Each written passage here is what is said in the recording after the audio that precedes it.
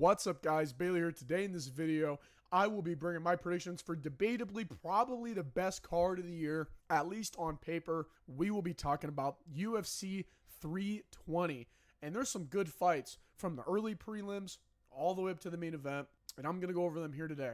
So, so here's some early prelim fights. First, man, we got Patchy Mix versus Jakubb Wiklacz, and I'm going to be honest, man, if Patchy Mix loses this fight, with all due respect to his abilities, he does not belong in the UFC. And I will get into that. So Patchy Mix, overall, he is a lot better than Jakubb Wiklacz, right? He has better ground game. He has slightly better stand-up. This is kind of an easy lob for Patchy Mix here. You know, Jakubb, it's a huge step down in competition than when he went up against, like Mario Bautista. And I understand that, like, Patchy Mix, in that fight, he wasn't active at all. He fought a ranked guy. You know, there's a lot of pressure there. Where this is like a lob. This is just, like, the easiest layup you can get. And if he doesn't beat Jakubb Wiklacz, then I'm going to be honest, man. Like, he probably needs to be cut, or he has a long way to go. Because I remember in the past, you know, he said that he could beat the best bantamweights up there. And if he can't beat Jakubb Wiklacz, then I'm going to be honest, man, he can't beat anybody in the top 10, really. With that being said, I'm going to take Patchy Mix here. I think that he's either going to get a late submission, maybe round 2 or 3, but if not, it's probably going to be more grappling exchange. I don't really see this thing going on the feet too much. And if it does, Patchy Mix does have an advantage there. I think this is like an easy lob for fucking Patchy Mix here.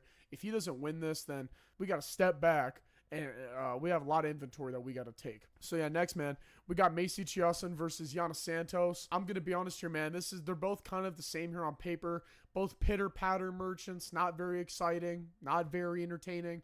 But I do think that Macy's gonna win just because, and I do see this in women's MMA a lot, where the skill jump is too big and it's very, very apparent. You know, where you have the 10th person fighting the 2nd person or the 3rd or the 4th.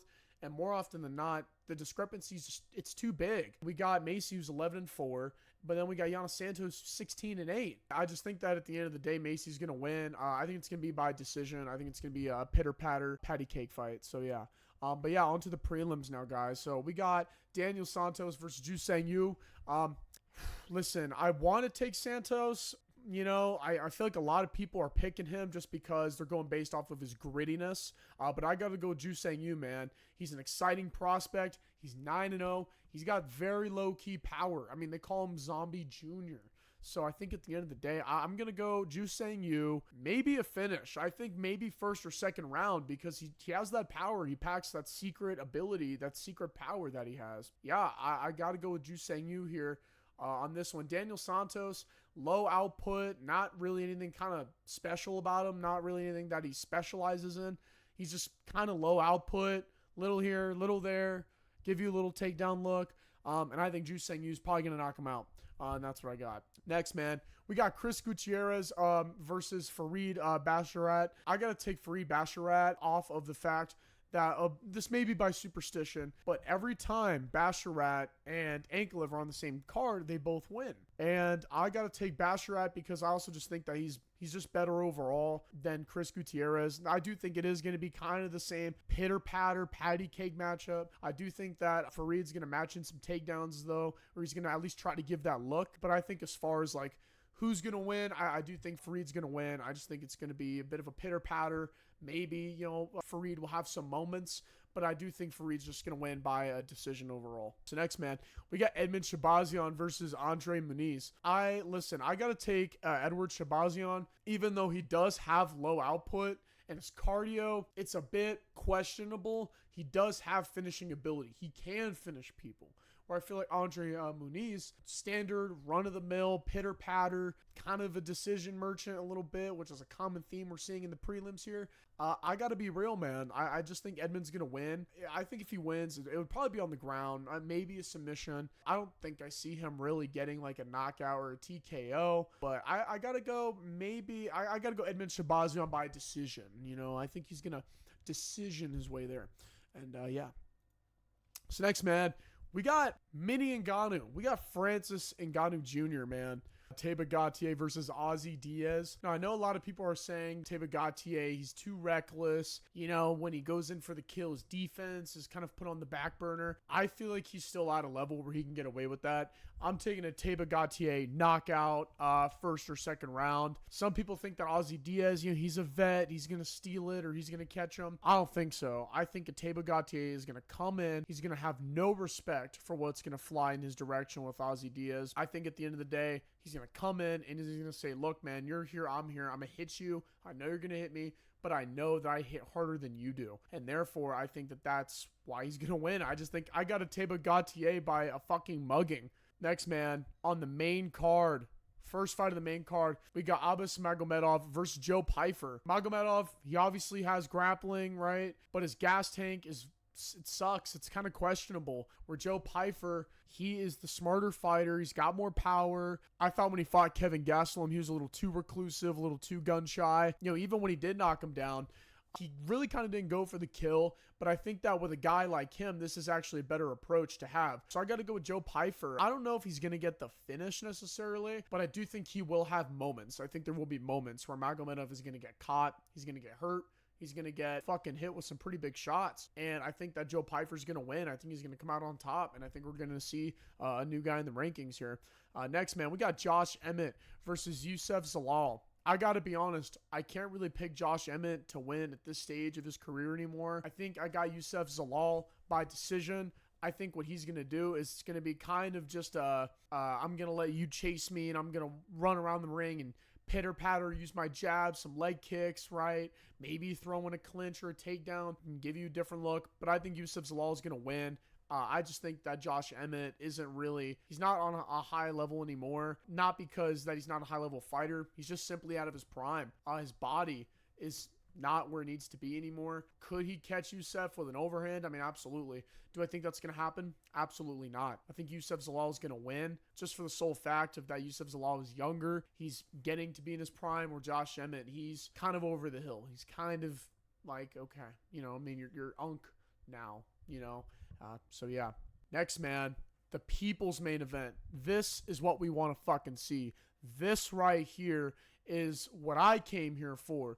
We like Pereira and Magomedov. You know, we like Ankalaev. We like Merab and Sandhagen. Yeah, we like all them. Don't get me wrong. But we love Jiri Prochazka versus Khalil Rountree Jr. This is why we're all here, right? Let's just talk about it, right? So first of all, Jiri Prochazka is an absolute wild man. I mean, this guy, his movement is unpredictable. His thought process is unpredictable. Just his whole aura, just who he is it's unpredictable. And it's so hard to argue against someone who hasn't lost except to only one guy, and that was Alex Pereira. I mean, Jiri Prochazka has beat everybody else.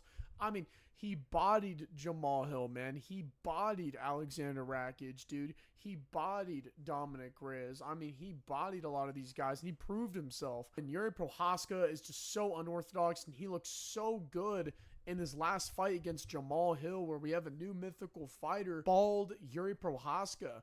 You know, he wasn't risen, obviously, way back when, but he's made a return here, and his head movement is just so good, and he pushes a pace on you, and he just gives you such big issues and a lot of looks in these fights. But now we got Khalil Rountree Jr. He's explosive, and he's powerful, and he's very, very calculated. What we did see earlier on in his career was he just had power and he was explosive. That was really it. But then over time, and even after the Johnny Walker knockout, he really improved his Muay Thai, and he came back and he just went through the ranks. He gave Pereira one of the toughest fights of his career, and now he bodied Jamal Hill too. I mean, he knocked him down a couple times, I think, in that fight, but he's just so calm and calculated throughout that whole thing. And he really showed a different layer to his game and a different side of himself that we've never seen out of Khalil Rountree Jr. before, where he almost held himself back in a way. But do I think that that's going to work against Jiri? No, I don't. I think Yuri's going to beat him. I think this fight's going to be a fucking war. I think Jiri is going to bring it out of Khalil. I think Khalil's going to try to be calculated. He's going to try to wait until the later rounds. But due to just the nature of this fight and just how it's going to go, I think this fight it might end in a knockout. I got Jiri Prochazka winning this thing. I think Jiri Prochazka is going to pick up the win. I just think he has more physical advantages as well. His arms are long. He's tall. I think he's slightly more athletic than Khalil. Khalil's a shorter guy. You know, he's like 5'11", 6 foot. I think he's like 5'10", 5'11", I think. I mean, look, it's just, even though Khalil Rountree is an awesome fighter, great striker, I just think Jiri Prochazka has more high-level experience. We're talking risen light heavyweight champion, UFC light heavyweight champion. He won the light heavyweight title 2 fights into his run, where he knocked out Volkan Ozdemir, and then he knocked out Dominic Reyes, and then choked out Glover Teixeira for the title. And people want to say, well, oh, you know, he kind of had it easier. No, he didn't. If you said that he had an easy road or a shortcut to that title picture, you're a fucking casual. Like, you just straight up did not watch the fights. Just straight up. You did not do your homework with this one. And Khalil, he's awesome. He's great. But I feel like that, and everyone kind of knows that Pereira title shot wasn't 100% deserved, you know, but I think that's what ultimately catapulted him up. I'm not saying that Rountree Jr. can't win this fight. He absolutely can. I just think that there's more working against him than with him. And I just think that Jiri Prochazka, he has more high-level experience. I think mentally, he's just been in so many wars and so many gunfights. This is what he does. This is what he's used to. And I just think at the end of the day, Jiri Prochazka is going to pick up the win. I think he's going to win. All right, next, man. We got the bantamweight GOAT, Merab Dvalishvili, in for another title defense. I think this is going to be his third one. Against Cory Sandhagen. I'm not going to lie, I don't really have too much to say about this fight. I think we all know how it's going to go. Cory Sandhagen, he's got a deep striking bag, you know. I mean, listen, his knockout against Frankie Edgar was really, really clean. He's got a lot of things in his arsenal. He's a tricky customer, right? But I think that's where that starts and that stops. Merab is going to fucking squash him, in my opinion. I think that his cardio is way too much. He's got killer cardio, dominating the competition. Not just beating them, but dominating them. I mean, he dominated Sean O'Malley twice. He dominated Umar Nurmagomedov, which in my opinion is the only guy who has a chance, any remote chance, of beating Merab in the division. Could Cory Sandhagen catch him with something out of nowhere and knock him out? I mean, yeah, potentially. It's a fight. That can happen. Do I think that's likely to happen, though? Absolutely not. I just think that Merab is on an absolute roll right now. His cardio's too much. His wrestling's too much. His striking is getting better. He's improving in a lot of ways that I think many other people, maybe including myself as well, thought, ooh, man, like, this Cory Sandhagen guy, he can give him some problems on the feet. You know, he can really, but it's almost like, well, wait a minute. Like, is he going to give him problems? Like, is that what's really going to happen? I don't think so. I just don't think that that's what's going to happen. And I'm not going to pick fighters based off of how I would control them or how I would coach them. I have to pick them based off of how they are going to fight. And unfortunately for Cory Sandhagen, I don't think he's going to fight in a way that's going to win. I think he's going to try to keep it on the feet. I think he's going to have a lot of trouble with the grappling, a lot of trouble with the pressure, and I don't think that we're going to have an answer for Merab for quite a while. So I think Merab is going to retain. But next, you guys, we got the main event. We got Alex Pereira versus Magomed Ankalaev 2, and man, we have a lot to talk about here. So let's talk about the challenger, Alex Pereira, former champion. Listen, specialist kickboxer, greatest striking in the world today. Probably the best striking in UFC today as well. Outside of like Ilia Topuria or maybe like Max Holloway or something like that. Super high level experience, brought stability to the light heavyweight division when the light heavyweight division was very, very cursed. Right, defended his title against guys like Jiri Prochazka, Khalil Rountree, and Jamal Hill. And yeah, man, the only thing that can really be kind of brought into question that we did see in the first fight, but not too much, was the takedown defense, right? And this is going to kind of come into what I'm saying about Magomed here as well, is Magomed, he's not really a wrestler. I know we like to think he is a wrestler because of the name Magomed, and he's from Russia. He's not a wrestler. This guy's a striker. He's a pretty high-level striker, too. And this might be a hot take to say, but I think he's more well-rounded as an MMA fighter than Alex Pereira is. Pereira, he's a great striker. I think, obviously, when we compare just the striking alone, Magomed is going to get smoked. But if we look at it in terms of an MMA fight, a mixed martial arts fight, who is going to win? Who do I think is going to win this one? Listen, I want Alex Pereira to win. I really want him to pick up this title. But I don't think that's going to happen. I think that he, listen, he weighed 230 2 weeks out from the fight. He hasn't really shown any signs that he's focused. Now he's saying that in the first fight he was at 40% and kind of all this other stuff.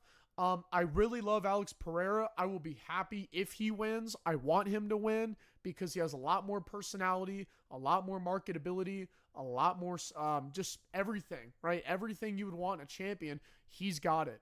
But unfortunately, do I think that's going to happen? No. I think Magomed, he's very, very good. He hurt Pereira the first fight where he had him pressed on the cage, and I think he threw a right hand and he hurt him, and he had him stumbling. And then on top of that, it was just anything that Pereira tried to do, Magomed had an answer for. I think that Magomed's going to retain. As much as I kind of hate to say it, I really want Pereira to knock him out. I really want to be wrong. I cannot stress this enough. I want to be wrong. Do I think I'm going to be wrong? No. Just based off of what I am seeing from what is going on in the media, from what Pereira is doing, do I think that that is enough for Pereira to pick up the win? No. I don't, especially because you see, Ankalaev is the opposite, right? I mean, I know he's got beepy fingers, right? Twitter thumbs, but that's his manager. I think anyone who kind of knows anything about anything knows that. I think Ankalaev is going to win, but with the caveat that I really want Pereira to win. I want Pereira to win, but who I want to win is going to be much different than who I actually think is going to win. And with that, you guys, this is a full breakdown from main event all the way to the early prelims of UFC 320. Thank you guys so much for watching this video. Leave down in the comments below who you guys think is going to win in these excellent, awesome banger matches. And yeah, guys, I'll see you in the next video. Yeah, peace out.